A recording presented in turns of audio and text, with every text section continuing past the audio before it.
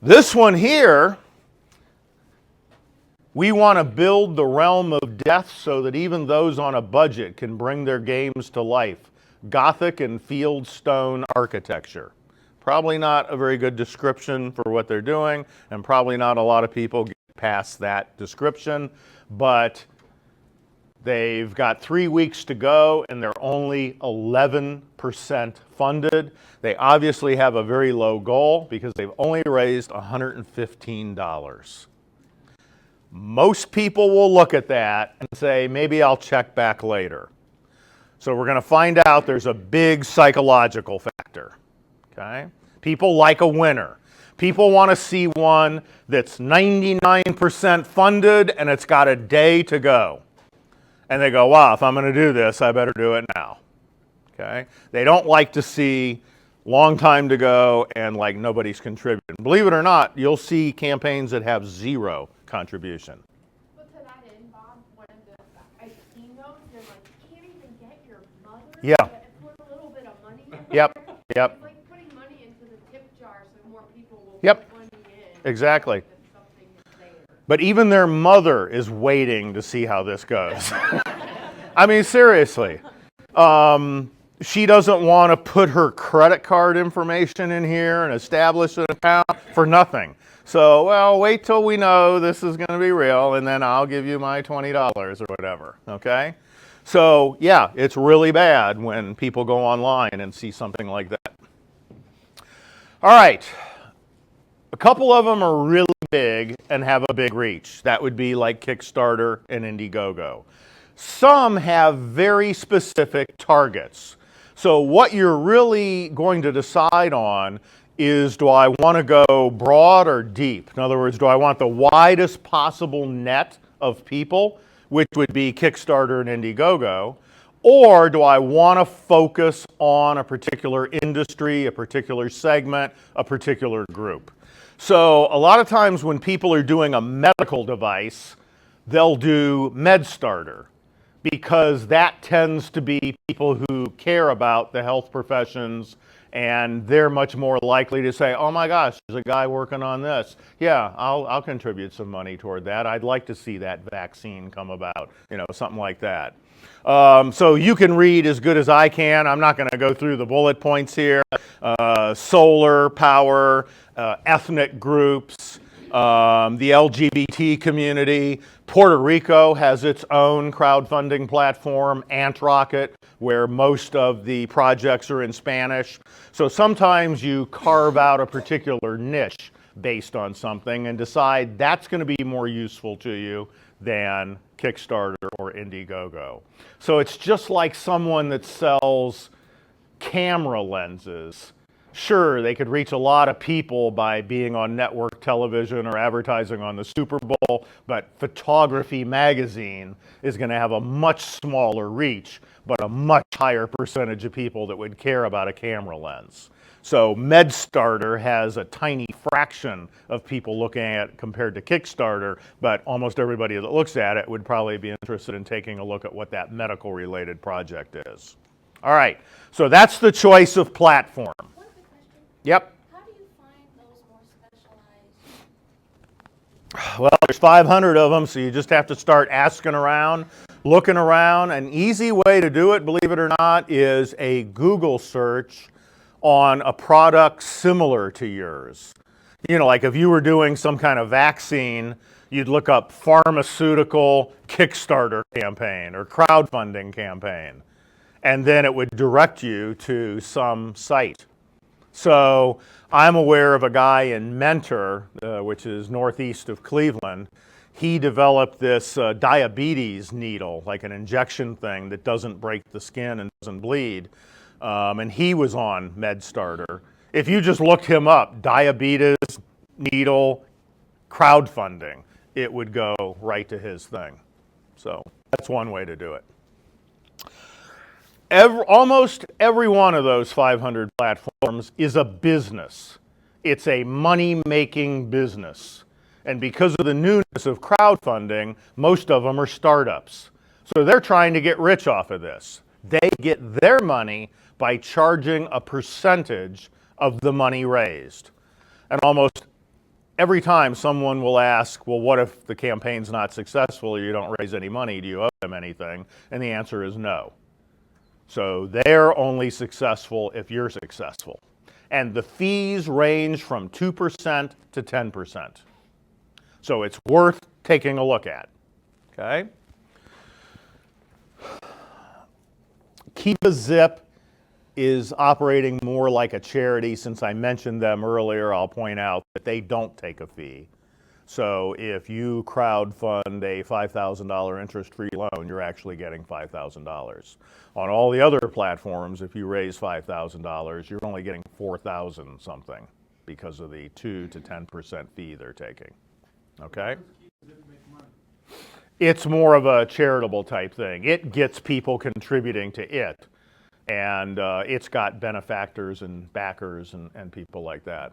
And I'll also point out, it's a loan, but the overwhelming number of Kiva contributors roll the money back in. In other words, they'll contribute to campaigns. They get regular emails that say, you just got $1.10 back from this project. You just got this back. Your account has $29 in it right now. So then they'll get emails saying, hey, this person is trying to buy seed. It's spring. The window is closing. You've got $29 available. Do you want to go ahead and give $25 to this guy? So very few people ever make a Kiva loan and then, oh, good, I want my money back now. They just keep looking for more projects to invest in. So think of it as sort of a charitable thing that's actually helping small entrepreneurs. Yep.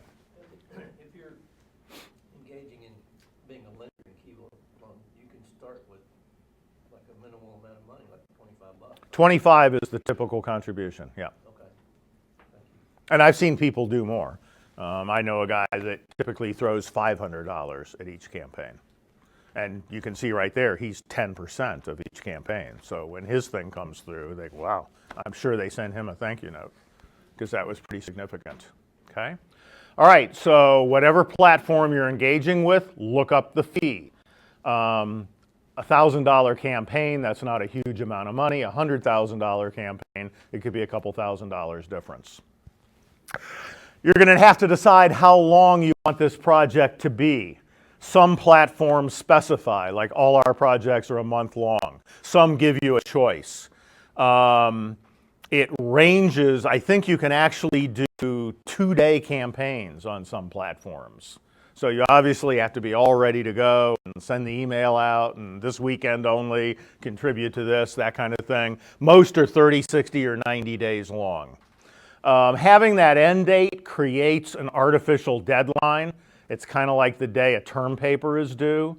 You know, if there wasn't a due date, you'd never do it, and you'd never graduate, and you'd just end up as a bum somewhere and ruin your life. So professors have to say, that has to be turned in by noon on April 22nd. And if you said, why then? They go, hey, you know, if I don't pick that, nobody will ever turn it in. So crowdfunding is the same way. If you look at that thing, yeah, it looks kind of nice, maybe I'll check later. Oh yeah, it's still up there, you know, I'll check back. But if it says 3 days to go, you go, well, I guess I'm going to buy this thing, I better go ahead and do it. So you often play a role in what the duration is, but the research says the shorter the better. I don't recommend 90-day campaigns because people think they'll come back later and forget all about it. Okay? Yep. 30 or 60. A lot of it depends on the dollar amount. Small amount, you can get away with a smaller time. Larger amount, you need more time to get it out there. Yep. Do some of the platforms provide any level of analytics to say, okay, well, this many people have actually visited your page compared to the number of contributors? Not in great detail. The small platforms just don't have the capacity to do that. The large platforms don't have the need to do that. Yeah, so it'd just be some kind of in-between thing. Plus the clock is ticking. So providing the project with analytics, like if you've got a week to go, what are you going to do differently in the campaign? Yeah. Choosing the goal.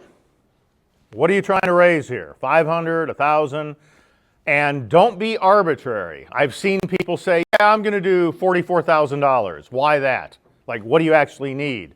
For $31,000, I can do the production. I just thought I'd throw in some extra money to help with marketing or do this and that. And I go, well, it's almost like every additional $1,000 you add, you're reducing your chances of success. Okay, so you really need to think this through. So here's a huge factor. Many platforms, and Kickstarter is one of them, have an all or none policy.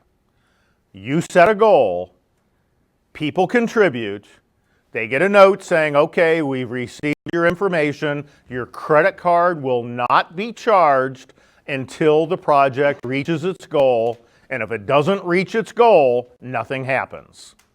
And then if it doesn't, those people get an email a month later saying, thank you so much for contributing to this campaign, but it wasn't successful, therefore your credit card will not be charged. Thanks again. Okay? So, again, if you were thinking, yeah, I need 31, I'm going to ask for 44, and you end up raising 40, now you have nothing. If you had done 31, you'd have $31,000. So you blew it by having too high a goal that you couldn't reach. So if your goal is $50,000 and you raise $49,950, Kickstarter sends you a note saying, sorry, thanks, better luck next time. Now, if you really did raise $49,950, what would you do? Yeah. Call your mom who wouldn't put into that zero campaign and say, Mommy, now you're going to make the difference. Isn't that fraudulent? For her to contribute to her son or... But for anybody, I mean, if you contribute yourself. No. What if you were the director of United Way? The question is ethical. Why not? What if you put 90% of the money of your own money in? Just to get Okay, So, I mean, that's a very good question. What would be the reason not to put 90% of your own money in? Because you're paying a 10% fee. yes, but people can't do due diligence. People don't know who the other investors are. They shouldn't care. They shouldn't care. Okay. Okay. I mean, it's like if you open up a restaurant and you're trying to make it look busy, so you buy $1,000 worth of food and keep sitting there eating. Yeah, you're not making any money. Well, yeah, but, well, I mean, the problem is that the investors can't do due diligence. There's no way for them to do due diligence. Okay.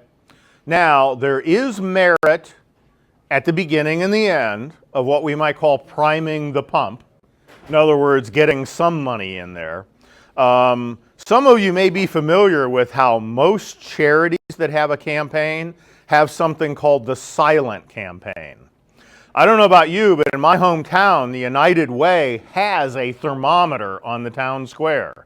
It's like this red actual thermometer, and as they get contributions, I don't know if they magic marker it in or what, but the little red thing goes up, and people can see that the campaign is doing well. They will actually spend 6 months before that campaign starts talking to large donors and say, we're gearing up for our annual campaign, and those people will contribute, and they'll hold on to it, and then the first couple of weeks of that campaign, they'll start putting that into the campaign, and the dollar amount will go up pretty quickly, and people go, wow, United Way is attracting a lot of attention this year, looking good. Yeah, it's probably time for us to send in our contribution. Even with a charity, if you kept driving by and you go, wow, nobody's contributing this year, I don't think I'm going to be the first one. I'll wait and see how it goes, okay? So charities are doing all those same things, priming the pump, showing the progress, having artificial deadlines, all of that to try to stimulate contribution, okay? So that's Kickstarter, all or none. Indiegogo and a bunch of other platforms have a take what you make policy. So on Indiegogo, if you're trying to raise $10,000 and you only get $9,000, they'll email you and say, okay, you didn't reach $10,000. Do you want the $9,000? Sometimes if it really did cost $10,001 for the production, you say, no, there's nothing I can do with $9,000. Thanks. Sometimes you go, yeah, I'll make do.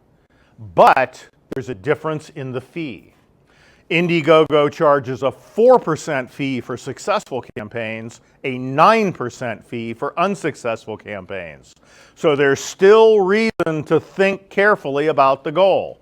Don't just make this arbitrary high goal. The general rule is projects with smaller goals are more successful than those with larger goals. I mean, think about it. That's human nature. So with those two different, all or none, or take what you make policy, to somebody who would be lending to somebody or giving money towards them, does it psychologically make a difference in somebody's mind to say, well, if I give it to somebody who's doing the take what you make, they don't make their goal, but I just give them money, Okay. and it's not going to be used what it's for, versus, I would say they probably wouldn't know that in the first place. Like it wouldn't be evident from the campaign. And second, they probably wouldn't care. You have to look at what their original motivation is. And if they're trying to get that CD from an artist that they're a fan of, it's probably going to be immaterial. Like what if they get this level and that? What if they pay more of a fee for that? Either they want the CD or they don't. That would be my guess. Had somebody... I would say, personally, I do make the differentiation between Indiegogo, take what you make. As a contributor, you do, and have you contributed to a lot of crowdfunding campaigns? Okay, you're probably in like the 99th percentile of the general public. do people know? I don't think so. Do you know? It's, yeah, I do, but again, that may be because. There's a disclaimer. How many of you here have contributed to a crowdfunding campaign? Okay, I mean, that's so high above the national average that, like, It's an above average group. yeah. I mean, we're almost in crowdfunding geek territory here or something. I mean, seriously, all the way back to Mansfield, I could stop every car and ask them. I thought I'd find one person that even knows what crowdfunding is, leave alone having actually done it, okay? The smaller the dollar amount, the easier everything goes. Let's say my car broke down or something, and I'm going, hey, people, I mean, you came here, you got pizza. Can you kind of spot me a few bucks to get a Greyhound bus back to Mansfield? I mean, all right, here's a 5, here's 2, I only need $25. But if I said something like, hey, it's $290 for a flight to Miami, can you help me out here? You just say, no, like my $5 isn't going to do much, my $10 isn't going to be significant. So the larger the goal, the larger amount you expect from people, the tougher it is. That's just human nature. Yep. So you talked about there being different platforms that are kind of topic specific. Yep. What is the decision process like to decide if your project fits?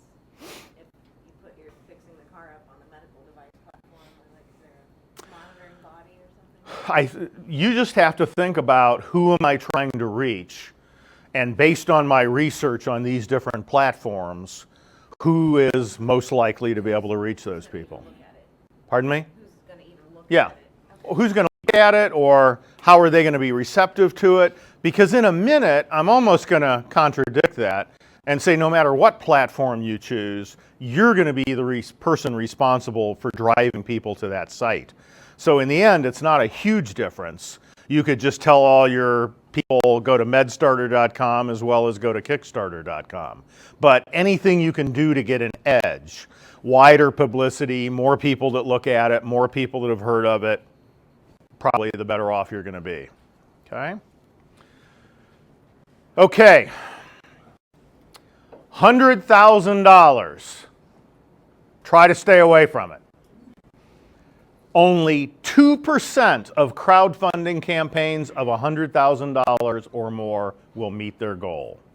So just in case you're out there casually saying, yeah, I think I'll go for about $110,000, there's a comma there. You're saying, I believe I will be in the 98th percentile of all crowdfunding campaigns in crowdfunding history.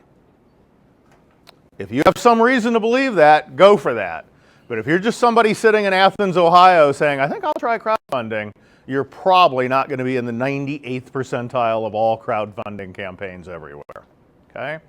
I had a meeting with somebody from Akron that had a game, multi-person gaming thing, and I said, what's your goal? And he said, $115,000.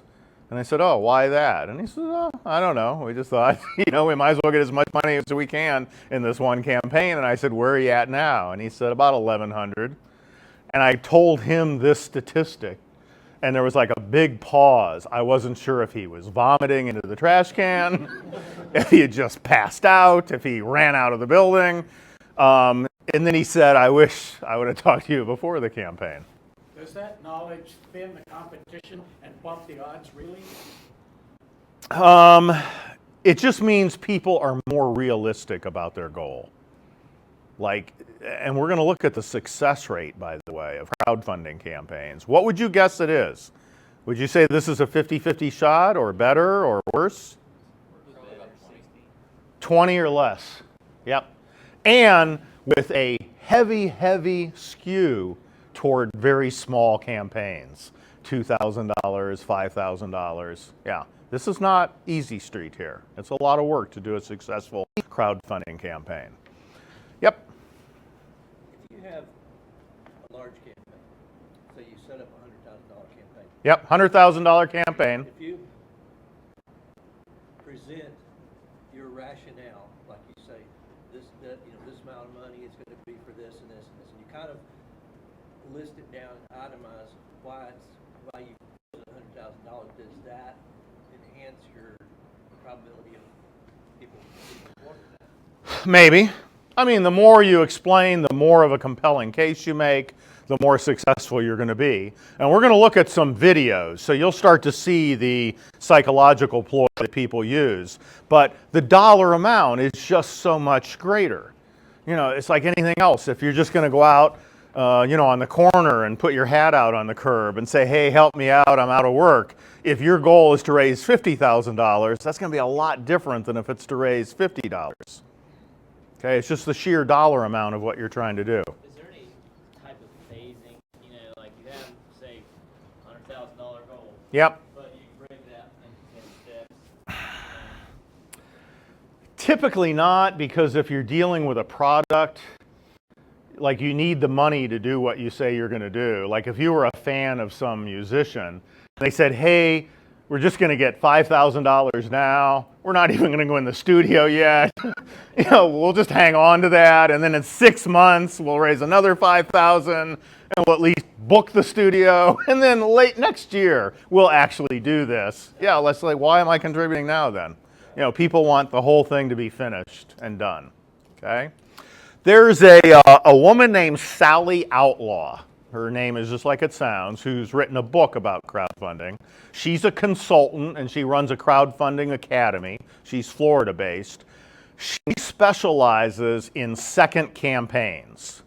So in other words, her clients are people that had a campaign, it didn't work, and now they pay her as a consultant to retool the campaign and try to make it successful. The biggest thing she does is lower the goal. And there's a very famous case study of a company that tried to raise $380,000 and they raised $80,000. She got hold of them and set a goal of $80,000 and it raised $380,000. Okay? So campaigns can be oversubscribed, in case you didn't notice. They can go more than their goal. If you say, I'm hoping to raise $5,000 to do the tooling and go into production, and you raise $100,000, then you're just pre-selling more of those. No harm done. That's a great thing. So you're better off setting the lowest goal that will accomplish what you want and hope maybe it goes over goal. Okay? Now, we haven't specifically mentioned it yet, but there's something called the tipping point. So we saw that one that had 0. Take a look at this screenshot here, if you can see it from the back of the room. Green Unite specializes in environmentally friendly and supportive projects.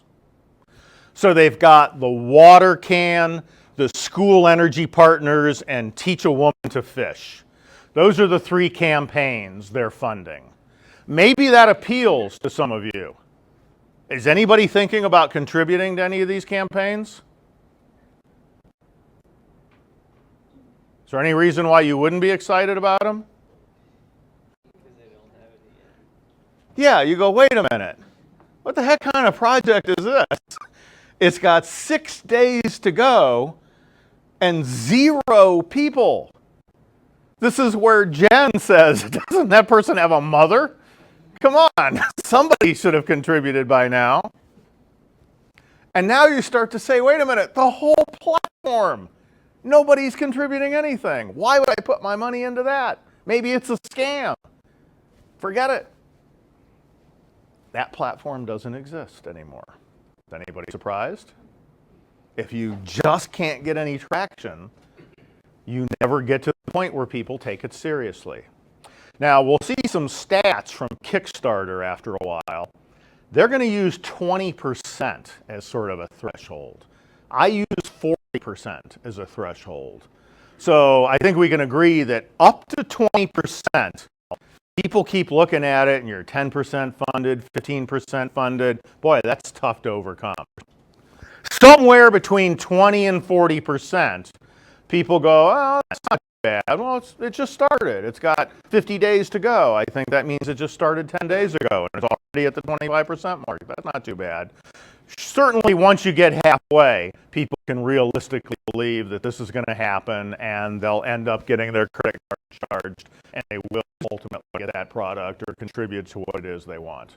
So there is a tipping point, a threshold. Okay? So we talked about why not put all the money in yourself. Maybe to reach a tipping point, that might make sense. You know, again, the only problem with having your mother contribute is chances are she probably would have contributed directly to you. So now you're just giving up 10% fee on everything she gives you. But yet, if her money is going to get you over some threshold, it might be worth doing. Yeah, we had that issue when we did a GoFundMe campaign for the employees that were affected by the fire. Mm-hmm. Here in Athens, and we ran a GoFundMe campaign, and then we ended up having a lot of people that were contacting me directly and the other person that was running it and saying, hey, I don't want 10% of it to go to this. Can we just give to you directly? Sure. And we finally ended up having to say, no, we really need you to go through this platform, and it had something to do with the contractual obligation that we signed with them. Yep. But it was a significant issue because we had several contributors that decided not to contribute at all because they were turned off by the 10% of their money. Yeah, I can see that. I've done stuff like that. I was active in Boy Scouts and Girl Scouts as a leader and running those fundraisers, and I always tried to pick something where, like M&Ms, where it cost 50 cents and we got 25 cents and the company got 25. And then I've had kids that come home with like those candles that cost $20 and they're getting $3 from it or something like that. And there have been kids where, come around my house and say, yeah, I'm selling this for $20. And I go, how about if I just give you $5? Because the school's going to get more than if I buy this thing and I'm going to pay a lot less. And obviously the kids aren't sophisticated enough to figure out well, no, they said we had to sell these. But sometimes if I talk to the advisor or the leader or something, I'll say, hey, I'll make here's $5, put it in the pool. Is there a name to that effect? Has anybody coined a term for that? People not wanting to contribute to something charitable because they think fees and overhead and stuff. Okay, that's your takeaway. Come up with a really clever term. I'd call it the Red Cross director making $750,000 a year and flying first class effect. Yeah, I think people are very conscious of that. That's one of the things United Way has to overcome, because they're a whole organization with staff and buildings and everything just to pass the money on to other charities. And people say, wait a minute, I give $100, and sorry if you're active in United Way, it's just the math of it. If I give $100 to United Way, 20 of it disappears right there just to hand the money over to the charity. And then 20% of that goes into their overhead. So it's like, I'm only giving $60 by doing this campaign. I'd rather just drive directly to the charity and hand them the money, or better yet, go right to the homeless people and give them the money or something, instead of all these people taking their 20%. You have to choose the rewards. What do you expect from people? Are you saying, hey, just give me $5, give me $100? Had a guy talk to me about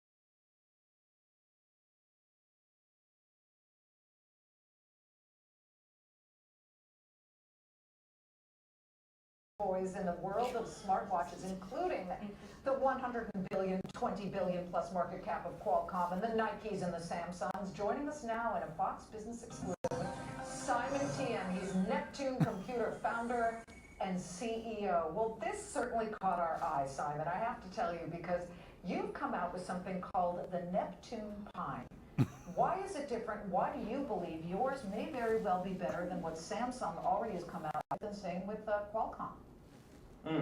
Well, what's really different from our product is really the fact that the Pine is a completely standalone device, which means that you can basically do voice calls, text messaging, browse the internet, and receive GPS navigation, all that without the dependency on a nearby smartphone. We're showing it on the screen. Keep it up here. It's got a slightly bigger screen than, say, for example, the Talk or some of the other smartwatches that are out there. But it does a lot. And as you say, it's not tethered to a smartphone. Exactly. So it completely replaces it. What is that? GPS, web browsing, 3G, Wi-Fi, voice texting? Yes, all of that, and Bluetooth as well. And the screen size was really chosen for the fact that it's going to support most of the Android applications already existing. So hundreds and thousands of Android apps are supported by the Pine, and also for video chatting and a full QWERTY keyboard. Where are you manufacturing this? The manufacturing is done mainly overseas in Asia. And what kind of chip and most is of in the it? design and development has been done here in Montreal. What kind of technology? I believe it has a Snapdragon in it, right? Isn't that Qualcomm? Yes, the Qualcomm Snapdragon S4, 1.2 gigahertz dual-core processor. Okay, so how many do you have out there? How can people buy them? Well, we're producing 2.5K, so 2,500 units for end of January for our Kickstarter backers. And right now you can pledge on our Kickstarter page at discounted prices. The manufacturing, the final price would be $335 for the 16 gigabyte version and $395 for the 32 gigabyte. Let me explain what we're seeing on the screen here. This is your Kickstarter page. This is where people can actually invest in your company. You opened on Monday night at 11 p.m. the Kickstarter opportunity for investors. You expected what, 100 grand? You already have $243,000 that people have already put in there. Well, now it's 248,000. Oh my God! It jumped since we started putting together the notes this morning. That is and amazing. it jumped immediately after that. Have you done it without Kickstarter? I would say probably yes, but the chances are slimmer. I think Kickstarter is really a great really a great platform to launch new projects such as our smartwatch. Well, let me just show that video again of where they're actually touching the screen, because I find that really fascinating. And now I'm looking at it and I'm thinking, if I'm a Qualcomm or a Samsung, I want to own this thing, or I don't want it out there. I see it as a QWERTY keyboard. Have you been approached yet?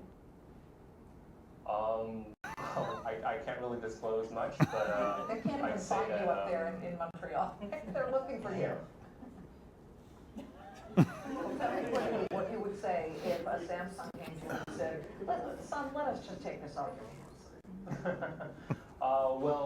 For me, it's really, I really want to build my own company, and I have a far more long-term vision for Neptune.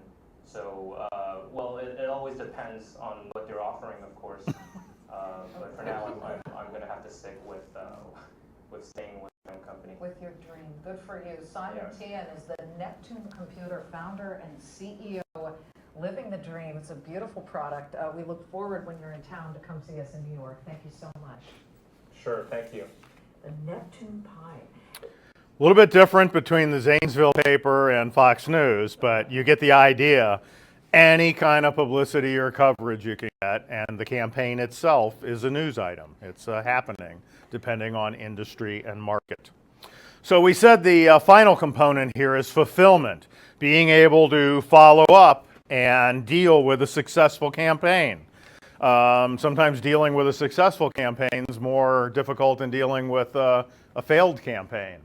People struggle. There have been lots of cases of people taking months to get the product out to people. What do you do if you buy something, pay for it with your credit card, and 9 months later still don't have it? You call up the credit card company and say, cancel this transaction.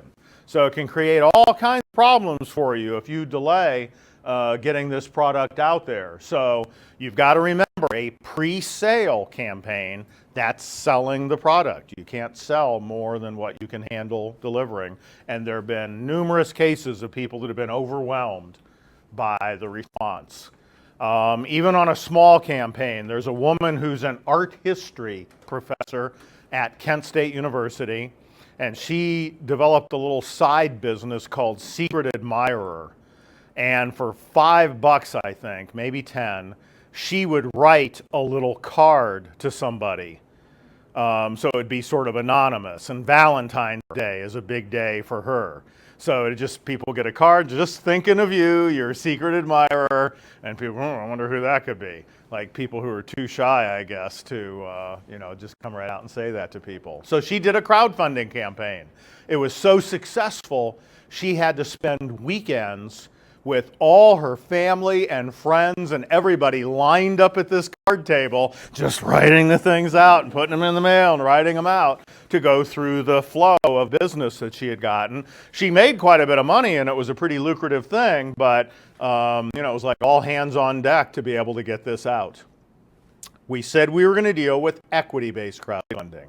This comes from the Jobs Act, passed on a bipartisan basis, maybe the last time Democrats and Republicans agreed on anything in Congress.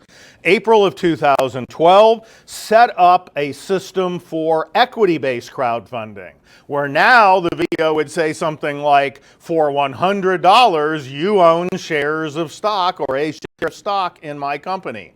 Well, you couldn't do that because that's selling securities. There's a whole Securities and Exchange Commission that deals with that kind of thing. You can't just walk around selling equity in your company. People have to be accredited investors. You have to be registered. There's compliance, all kinds of things like that. So the SEC didn't act. Finally, fairly recently, they came up with what's called the A+ provision under Title IV of the Jobs Act, and it created a mini IPO, because an entrepreneur could do an IPO. Remember, back here we said that this was supposed to be equity and startup companies, and it allowed investors to self-accredit, allowed advertising, and eliminated the need for some of the other titles in this provision. But remember, we said April 2012, it took till March of 2015 to get this, and this is for fairly large campaigns, like $1 million and more. So still, for most entrepreneurs, this doesn't work for them. So we're still waiting for regulations that would allow somebody to raise $100,000, $250,000, and have people that would own 1% or less of their company.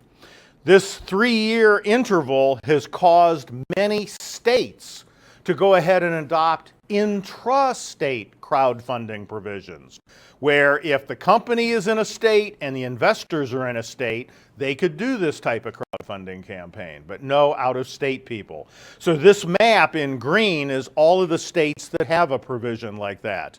Yellow is where it's currently under consideration, and only California has looked at a form of this and rejected it.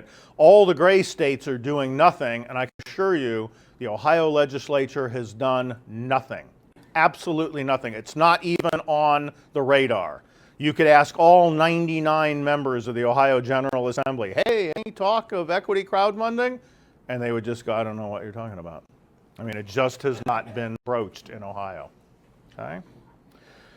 Let's look at some stats.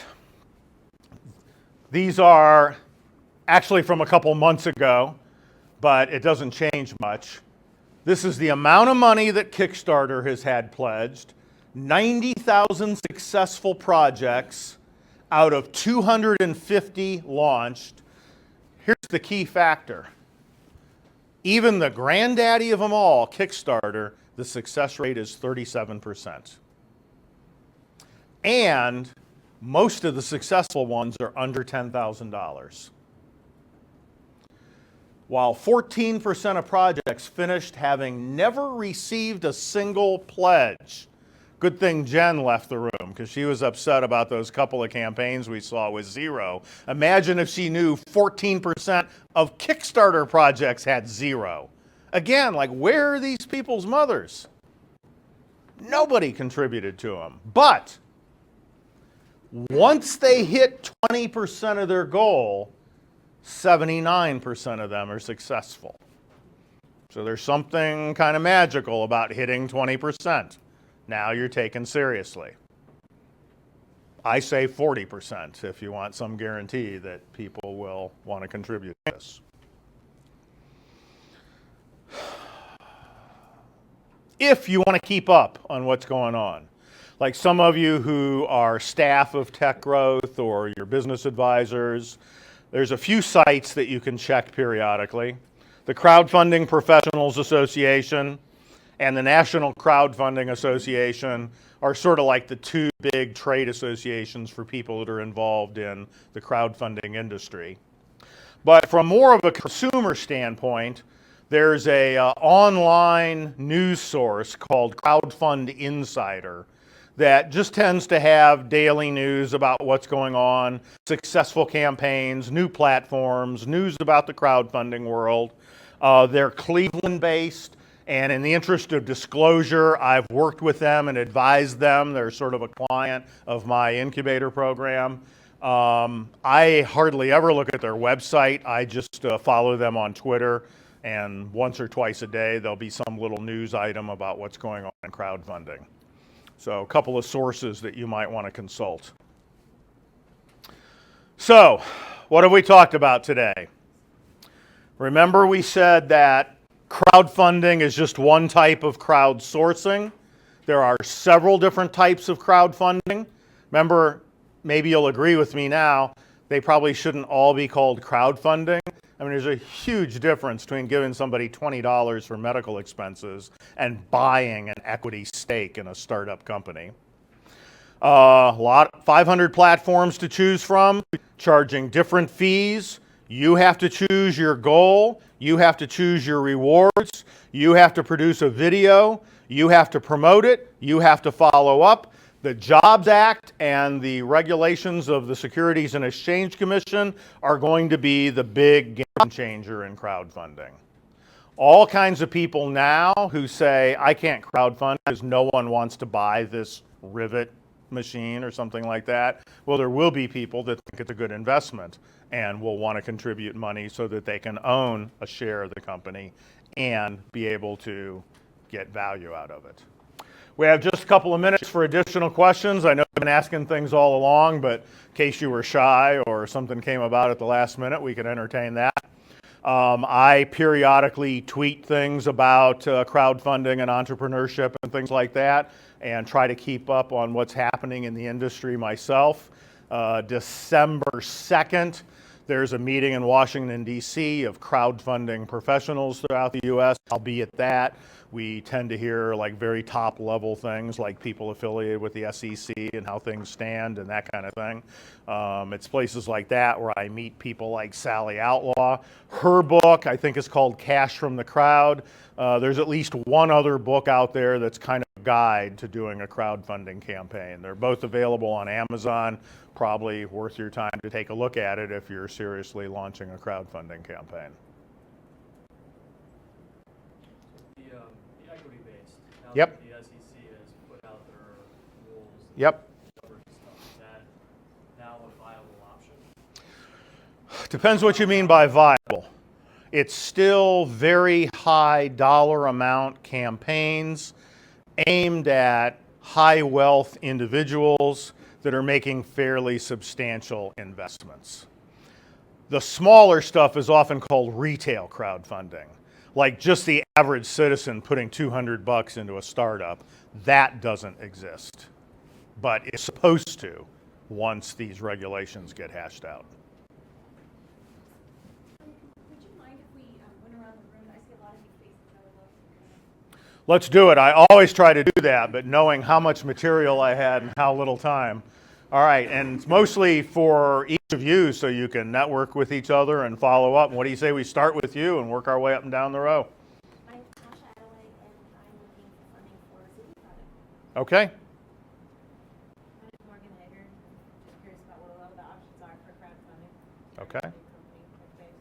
right, now you know some of the options. All right? Okay. My name is Matt Roberts. I'm with Upgrade Athens County, and we're looking to create a campaign to bring in money and help people become more energy efficient. My name is Schultz. I'm a recent sculpture graduate, and I'm interested in arts entrepreneurship. I'm looking to launch a small wooden games and toy company, and I'm trying to figure that out. I'm Megan Mufflins. I'm with the Appalachian Center for Economic Networks, and we are exploring alternative funding. My name is Grace Kroger. I'm also with the Appalachian Center for Economic Networks, and we're not. I'm Ben Lockman. I'm in the process of working on an energy management device, and we're thinking about crowdfunding as a possible opportunity down the pike. I'm Dave Alburn. National Fingerprints, 5 years old, has its first $1 million year. We're looking for a $3 million growth round, Series B, and we want to raise it from the 350 doctors with whom we have a personal business relationship, but I don't know how to do it.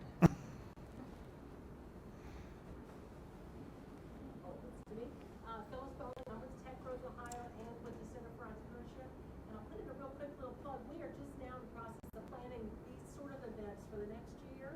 So if you have a topic like this that you feel would be interesting, something that would benefit your business, please let us know. Give us some feedback so that we can make sure to provide the programs that would be the most helpful. I'm Ron McKinney. I'm co-founder with Ben Lockman on the energy management device. Sense Labs, LLC.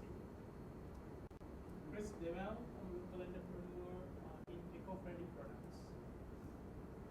Scott Bagley, produce equipment for converting wood into charcoal, and I've just been looking at different options. May or may not go for crowdfunding. Daniel Kaiser, well, I'm more or less design stuff. Okay. Not much of an entrepreneur. Let's go across the back here. And Kevin, you all with TechGROWTH?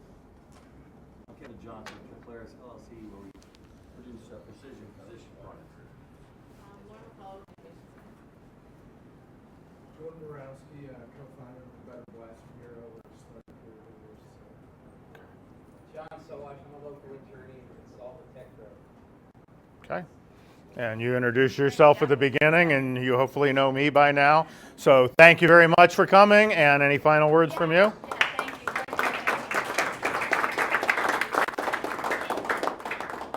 If you could, for me, please, so we can continue to provide these kinds of services and pizza and all that, I just need you to sign the sign-in sheet. And I'm going to put it on the table out there. That's the one thing that can really help us continue to do this. And also, we are filming, okay? And so this will be available on the Voinovich website in the next few days. It's something new. We're trying to make sure we're capturing what we're doing to be able to give it out to people in the region as well who can't travel to Athens for these kinds of events. So again, thank you so much for attending, and have a great day. And Startup Weekend is this weekend here at the Innovation Center, so maybe we'll see some of you tonight. Thank you so much. You're welcome. Wonderful. Wonderful. Thank you. You're welcome. So I currently own a business. Mhm. Been open for a little over 6 years. We're looking to need to go for something big. You know, 300, 400, 500,000. To be used for what? So mainly to either tear down an existing building and rebuild, or to take over the existing building for like new equipment. And what's the incentive for people to contribute? I think being able to help the local, you know, we're started locally, we're really locally involved in the town, to put ourselves under a new place to improve our menu, improve our food. So if it's going to be local people contributing, probably doesn't make sense to go with a crowdfunding platform. Probably makes sense to do more of a direct contribution thing. So one thing that I did come across is people who have started some crowdfunding, right, to capture this market. and go out and do more independent one-on-ones to score big numbers, and then take that cash and put it into crowdfunding to reach that 20-40% mark. Okay. Does that work, or does that sound like a smart I idea? mean, what if a guy had a machine shop in Des Moines and he wanted to grow it, get into a new building? Would you contribute to that? Probably not. Okay. Yeah. So that I guy in guess- Des I guess- Moines, why is he going to contribute to Yeah. your restaurant? I It's guess the just reason like, why I'd more think about doing it this way is if people come into, to our restaurant, give them information that they can Yep. go online Yep. and give it to this. It's more of a transparency issue of saying, like, I'm just not going to take $5 from you right now, put it in my pocket and say, oh, we tried to do something, but it didn't make it. I don't want, because that's the one thing I can't get myself over. set up your own PayPal account and just say, we're trying to raise, how much did you say? I'm still putting the numbers together. Yeah, It but can go as high as 500. It can be that's as low an as awful, 200. awful I know. lot. And so just hearing what you said about Yeah. how that works, Yeah. it's putting me in. I mean, if you said, for with $100,000, we're going to demolish this building, we're going to build this state-of-the-art thing, here's the artist's rendering of it, it's going to make this area of Athens look really nice, it'll be an asset to the area, here's how we're doing it, go to